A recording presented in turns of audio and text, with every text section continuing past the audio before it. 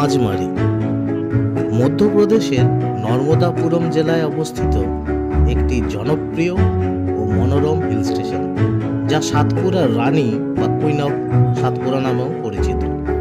এটি ইউনেস্কো বায়োস্ফিয়ারের রিজার্ভের অন্তর্ভুক্ত, যা ঘন জঙ্গল, ঐতিহাসিক পাণ্ডব গুহা এবং রূপের আধার ঝর্ণা, বিপ ফাউল অপ্সরা বিহার জন্য বিখ্যাত।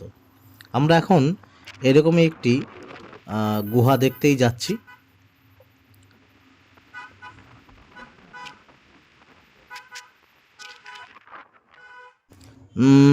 অনেক দিন আগে 1857 সালে ক্যাপ্টেন জেমস ফোরসিথ এই স্থানটি আবিষ্কার করেন, আর এর উচ্চতা সমুদ্রপৃষ্ঠ থেকে প্রায় 1067 মিটার মতন।